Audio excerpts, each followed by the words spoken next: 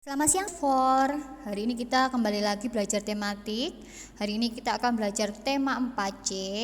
Kita sudah masuk di subtema 2, yaitu keberagaman makhluk hidup di lingkunganku. Hari ini kita akan membahas pembelajaran 1 dan 2. Oke, hari ini kita akan belajar apa saja? Yang pertama kita akan belajar IPS, mencari informasi hewan langka. Yang kedua, bahasa Indonesia membuat daftar pertanyaan berdasarkan gambar. Yang ketiga, IPA membuat poster pelestarian hewan langka. Dan yang keempat, PPKN kita akan belajar menjelaskan kewajiban terhadap hewan langka. Dan terakhir kita akan belajar SPDB membuat mosaik bentuk hewan.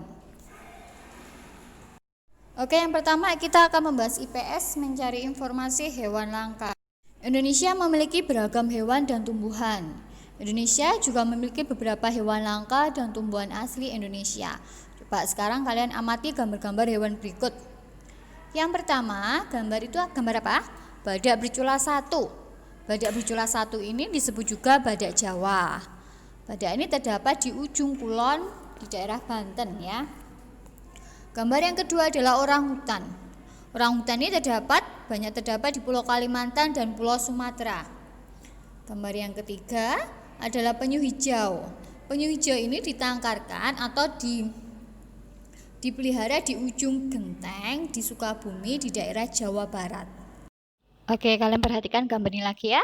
Ada harimau Sumatera. Harimau Sumatera terdapat di Pulau Sumatera. Komodo terdapat di Pulau Komodo di NTT ya, Nusa Tenggara Timur, dan burung cendrawasih terdapat di Papua. Hewan langka harus dilestarikan karena hewan-hewan tersebut sudah jarang ditemukan dan hampir punah. Nah, sekarang coba kalian perhatikan, kalian buka buku kalian, buku tema 4C di halaman 41. Di situ ada sebuah bacaan, ya bacaan teks tentang hewan langka. Yuk kita baca bersama-sama ya. Badak Jawa atau badak bercula 1 merupakan salah satu hewan langka di dunia. Badak Jawa memiliki cula dengan panjang sekitar 20-25 cm. Badak Jawa berwarna abu-abu gelap hingga hitam, serta sedikit rambut di telinga dan ekornya.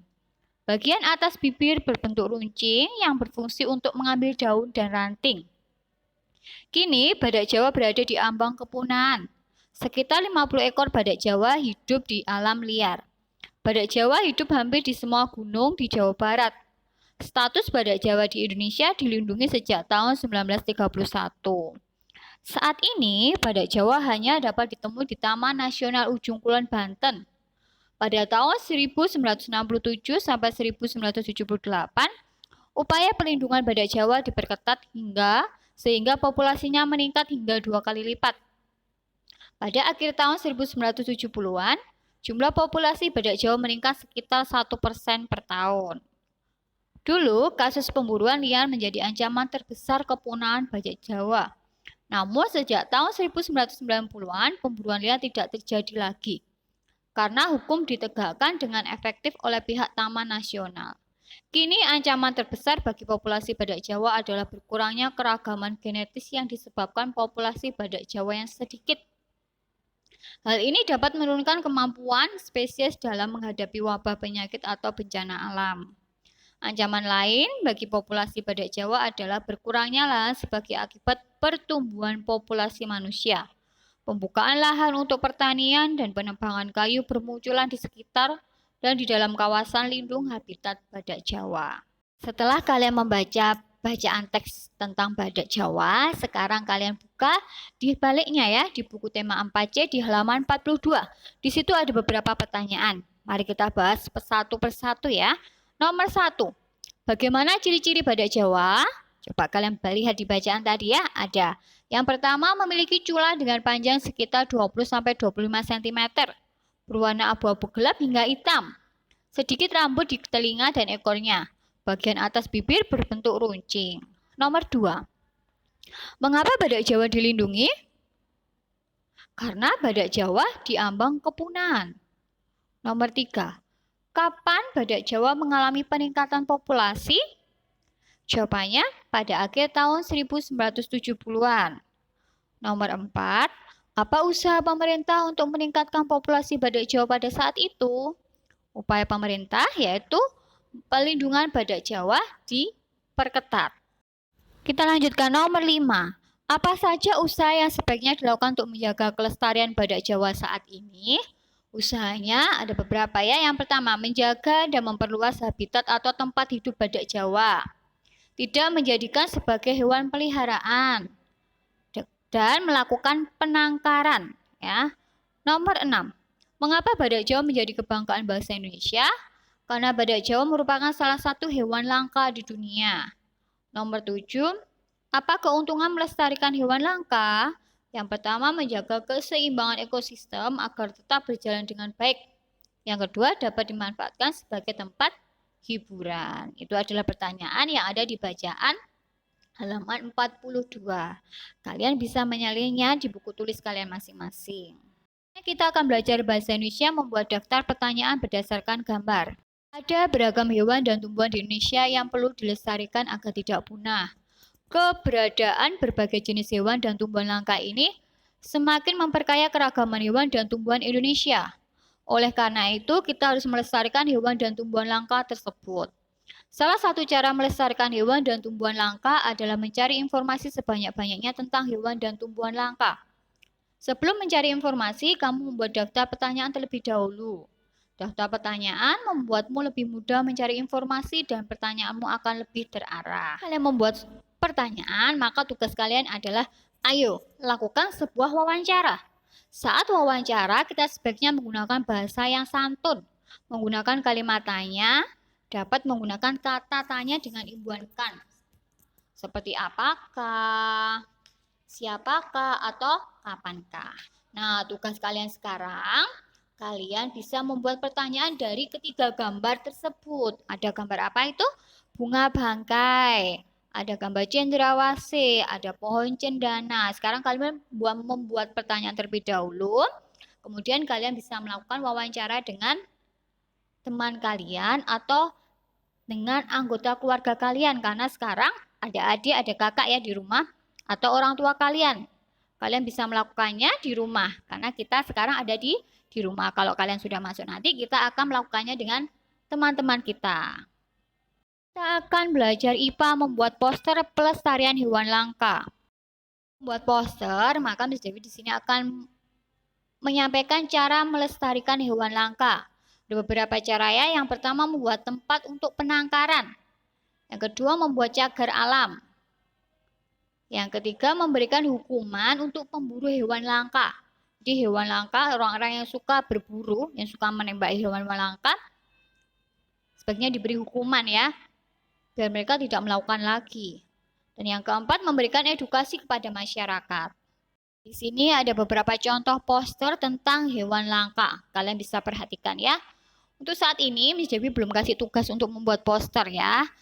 Mungkin kalian bisa mempelajari terlebih dahulu.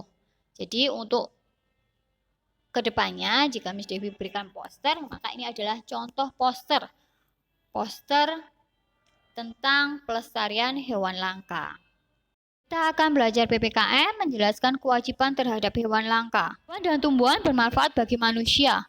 Manusia memiliki kewajiban untuk menjaga dan melestarikan hewan dan tumbuhan tersebut. Semua hewan dan tumbuhan perlu diperhatikan, baik hewan dan tumbuhan langka maupun hewan dan tumbuhan peliharaan. Coba sekarang kalian perhatikan di sini ada 4 gambar ya. Di samping ini ada jalak bali, kelinci, sapi, dan penyu hijau. Coba kalian jawab pertanyaan ini ya. Manakah yang termasuk hewan peliharaan? Coba yang mana? Iya, biasanya yang dipelihara orang adalah jalak bali, kelinci, kemudian sapi ya. Apakah kamu mempunyai hewan peliharaan di rumah? Coba, kalian punya enggak? Biasanya ada beberapa anak yang punya ya. Ada kelinci, anjing, kucing. Apakah kamu sudah merawat hewan peliharaanmu dengan baik? Oke. Sebaiknya jika kita mempunyai hewan peliharaan, kita akan pelihara dengan baik. Banyak hewan dan tumbuhan yang dapat kita pelihara. Tanaman yang biasa dipelihara adalah jenis tanaman hias atau tanaman obat. Tanaman obat ini biasa kita sebut dengan toga, tanaman obat keluarga. Tanaman hias misalnya seperti bunga mawar, anggrek, Sedangkan tanaman obat atau toga, misalnya jahe, kunir, dan masih banyak lainnya ya. Hewan yang biasa dipelihara adalah hewan jinak, seperti kucing, anjing, burung. Hewan peliharaan harus dirawat dengan baik. Sekarang, bacalah cerita tentang hewan peliharaan Deli berikut. Sekarang kalian bisa buka buku kalian, buku tema 4C di halaman 48. Di situ ada bacaan yang berjudul Deli dan si Belang. Mari kita baca bersama-sama. Minggu pagi, Deli berolahraga di taman bersama ayah dan ibu. Di taman, Deli bermain bersama anak-anak lainnya. Ketika sedang berjalan pulang, Deli mendengar suara anak kucing mengeong di balik semak belukar. Deli segera mendekati semak belukar. Deli melihat seekor anak kucing yang kakinya terlilit tali. Deli pun melepas tali dari kaki kucing itu lalu mengangkatnya. Kaki kucing itu terluka. Deli ingin membawa kucing itu pulang karena merasa kasihan. Deli meminta izin kepada orang tuanya untuk memelihara kucing itu dan orang tua Deli mengizinkan Deli untuk memelihara kucing itu. Deli senang dapat membawa kucing tersebut dan memberinya nama si Belang. Setiap hari Deli merawat kucing tersebut. Deli memberi makan, minum, dan membersihkan kandangnya secara teratur. Deli merawatnya sendiri. Deli senang sekali mempunyai kegiatan baru yang menyenangkan. Kedua orang tua Deli bangga kepada Deli. Deli sudah bisa melaksanakan kewajibannya memelihara hewan peliharaan dengan baik. Nah, sekarang di bawahnya ada beberapa pertanyaan. Kita jawab bersama-sama ya. Nomor 1. Hewan apa yang ditemukan Deli saat berolahraga di taman? Apa? Ya, kucing. Nomor 2. Apakah Deli melaksanakan kewajiban merawat hewan dengan baik? Iya, Deli sudah melaksanakan kewajiban merawat hewan dengan baik. Nomor 3, tuliskan kewajiban yang Deli laksanakan terhadap hewan tersebut. Coba kalian cari apa saja?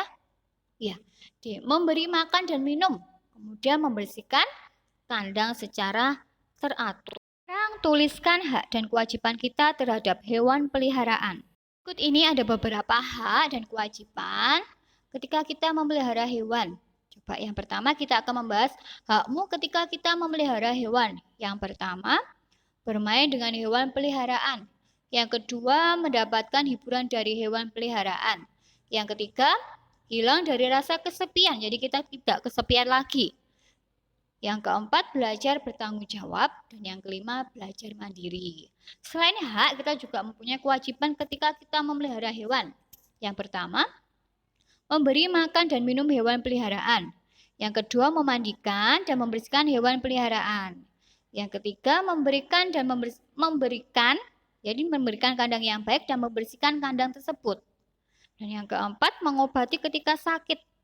Dan yang kelima, memberikan perhatian dan kasih sayang kepada hewan peliharaan kita. Sekarang tuliskan dampak jika kamu melaksanakan kewajiban terhadap hewan peliharaan. Nah, kewajiban yang dilaksanakan misalnya memberi makan dan minum hewan peliharaan. Maka manfaat bagi hewan yaitu hewan menjadi sehat. Sedangkan manfaat bagi lingkungan tidak ada hewan peliharaan yang berkeliaran mencari makan. Yang kedua, kewajiban kita memandikan atau membersihkan hewan peliharaan. Maka manfaat bagi hewan itu hewan menjadi bersih dari kotoran dan kutu. Manfaat bagi lingkungan menjadi tidak terganggu dengan adanya hewan peliharaan. Yang ketiga, kewajiban yang kita laksanakan memberikan dan membersihkan kandang yang baik. Manfaat bagi hewan, maka hewan dapat hidup dengan baik. Sedangkan manfaat bagi lingkungan menjadi tertib. Yang keempat, kewajiban kita mengobati ketika sakit. Manfaat bagi hewan menjadi sehat. Sedangkan manfaat bagi lingkungan, yaitu lingkungan tidak khawatir adanya penyakit menular dari hewan. Dan yang terakhir, kewajiban yang kita laksanakan memberikan perhatian dan kasih sayang. Maka manfaat bagi hewan menjadi penurut. Manfaat bagi lingkungan hidup damai. Sekarang tuliskan dampak jika kamu tidak melaksanakan kewajiban terhadap hewan peliharaan. Beberapa ya, kewajiban yang tidak kita laksanakan. Misalnya yang pertama kita tidak memberi makan dan minum hewan peliharaan. Maka dampak bagi hewan menjadi kelaparan dan haus. Dampak bagi lingkungan menimbulkan suara berisik. Banyak hewan yang berkeliaran mencari makan dan minum.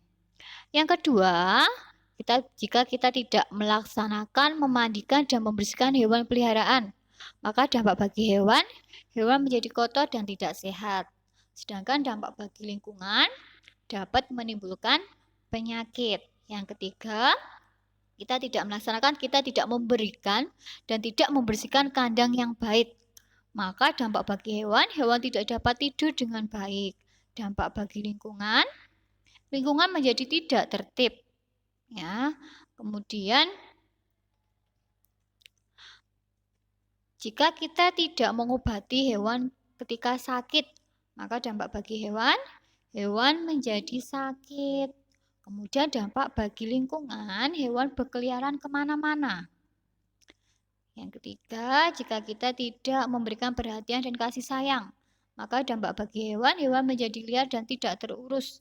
Dampak bagi lingkungan dapat mengganggu ketentraman lingkungan.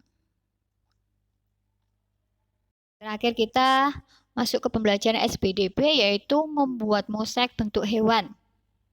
Sekarang kalian amati gambar mosaik berikut. Nah, ada mosaik, ada bentuk hewan, kupu-kupu, dan burung kakak tua. Coba kita akan membahas apa itu mosaik. Nah, apa itu mosaik? Mosaik merupakan karya seni rupa 2 dimensi. Mosaik ini menggunakan bahan dari keping-kepingan yang dipotong-potong atau utuh. Bahannya misalkan biji-bijian. Bagaimana teknik membuat mosaik? Teknik membuatnya dengan ditempel dengan lem pada bidang datar. Hal apa saja yang perlu diperhatikan saat membuat mosaik? Bahan-bahan yang bisa digunakan untuk mosaik adalah kertas tebal, daun, biji-bijian, kepingan kaca, pecahan keramik, dan lain-lain. Pada umumnya, mosaik tidak diwarna. Jadi jika kita membuat karya seni mosaik, tidak perlu pensil warna ya. Pembuatan mosaik mengkreasikan komposisi warna dan bahan yang ditempel. Perhatikan langkah-langkah pembuatannya. Yang pertama, gambar pola gambar tentang keberagaman Indonesia di kertas gambar. Ya, jadi misalnya kita menggambar burung. Kemudian yang kedua, berilah lem pada bidang gambar. Di gambar yang kita gambar tadi kita beri lem. Yang ketiga, kemudian tempelkan biji-bijian dengan rapi. Dan yang keempat, perhatikan komposisi warnanya. Jadi misalkan itu ada gambar burung ya. Jadi kita bisa bedakan sayapnya dengan tubuhnya. Kemudian mulutnya itu kita pisah-pisahkan sesuai warnanya, biji-bijiannya. Pembelajaran kita hari ini sudah selesai ya. Untuk pembelajaran tema 4C, subtema 2, pembelajaran 1 dan 2. Tugasnya hari ini yaitu mengerjakan ayo berlatih di halaman 46 dan 52. Oke, Miss Devi ucapkan terima kasih dan Tuhan Yesus memberkati.